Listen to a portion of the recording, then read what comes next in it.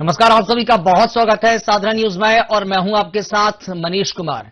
मध्य प्रदेश विधानसभा का शीतकालीन सत्र चल रहा है। एक ओर जहां विपक्ष सत्ता पक्ष को घेर रहा है तो वहीं सत्ता पक्ष भी सदन में विपक्ष के सवालों के तमाम जवाब दे रहा है। और इसी बीच मुख्यमंत्री डॉक्टर मोहन यादव विधानसभा के इस सत्र में शामिल हुए।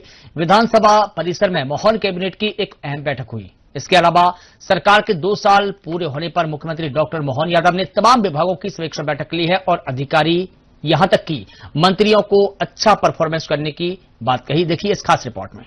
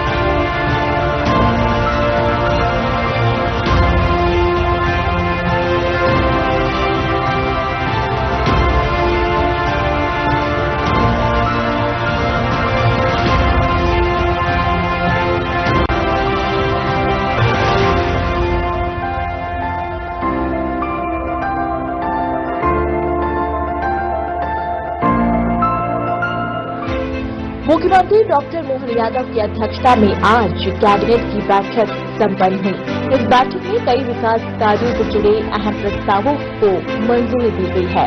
ये बैठक विधानसभा के समिति कक्ष में आयोजित हुई, जहां विशेष रूप से नगर निकायों में महत्वपूर्ण निर्णय लिए गए हैं।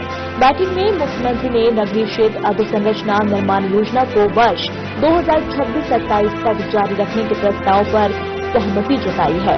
इसके तहत अधोसंरचनात्मक कार्यों को और बेहतर बनाने के अतिरिक्त 500 करोड़ रुपए की स्वीकृति दी गई। योजना के अंतर्गत अब तक कुल 1,700 करोड़ रुपए की 1,062 परियोजनाएं मंजूर की जा चुकी है। 325 परियोजनाएं पूरी हो चुकी है और 407 पर कार्य जारी है। 330 परियोजनाएं डीपीआर और निविदा चरण में है। इन परियोजनाओं में पेयजल व्यवस्था, सड़क निर्माण, नाली, स्ट्रीट लाइट, शमशान भूमि, सामुदायिक भवन, रैन बसेरा और खेल मैदान जैसे कार्य शामिल है। तो वहीं राज्य सेवा परीक्षा 2022 के तहत चयनित परिवहन उप निरीक्षक के 29 उम्मीदवारों में से 25 को कैबिनेट ने महत्वपूर्ण राहत देते हुए ये अनुमति दी थी कि वे नियुक्ति के बाद 2 वर्ष की परिवीक्षा अवधि के अंदर 1 वर्ष कंप्यूटर डिप्लोमा, ड्राइविंग लाइसेंस जैसे अनिवार्य दस्तावेज प्रस्तुत कर सकेंगे। यदि कोई उम्मीदवार इस अवधि में दस्तावेज जमा नहीं करता है तो उसकी सेवा बिना परीक्षा अवधि बढ़ाए समाप्त की जाएगी। इसके बाद सरकार के 2 साल पूरे होने पर सीएम ने आज कई विभागों की समीक्षा बैठक भी की।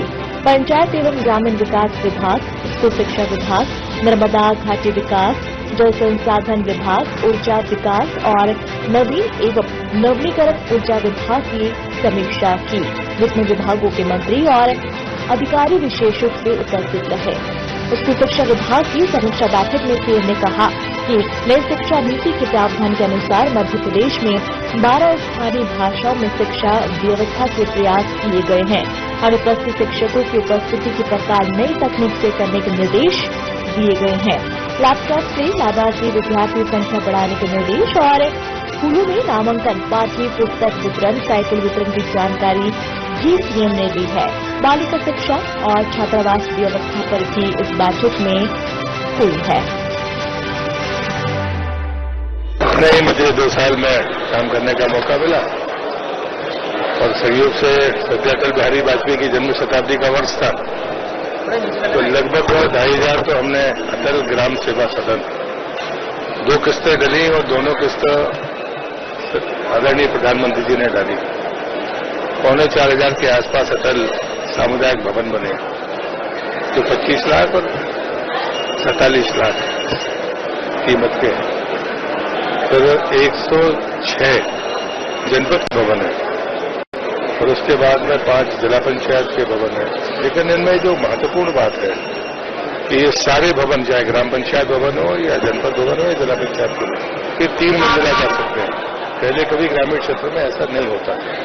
वो जो सामुदायिक भवन है वो खेल के लिए भी उपयोगी है, धार्मिक कार्यों के लिए भी है, शादी विवाह के लिए भी है। स्वच्छता परिसर उसके साथ जहाँ जगह पर वहां करना चाहिए। नवाचार सभी क्षेत्रों में हुए हैं, चाहे आजीविका मिशन हो, चाहे प्रधानमंत्री सड़क हो या फिर हमारा मनरेगा हो। इस बार जो जल गंगा अभियान चला, मैं नदियों को उद्गम पर गया, वो तो नवाचार था ही, लेकिन हमने शिवरी जो हमारा सॉफ्टवेयर है उसके तहत ही पहली बार ये सारे के सारे जलगंगा अभियान के काम हुए, जिसको केंद्र ने भी सराहा है। तो मुझे लगता है आप लोगों के पास भी जो सूचना है, ये सामान्यतः पानी नहीं भरा, ये नहीं हुआ, वो नहीं हुआ, तो इस बार हमने और सर्वेक्षण कराया कि अब हम मिड ईयर में ये देखें कि किन किन जगह पर पानी है, कहां पर नगर नहीं होगा, तो हम खुद उसको आइडेंटिफाई करेंगे कि भाई ये कैसे हुआ।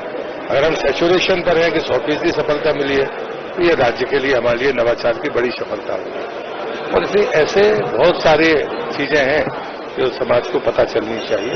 मैं इसलिए मुख्यमंत्री जी को धन्यवाद देता हूं।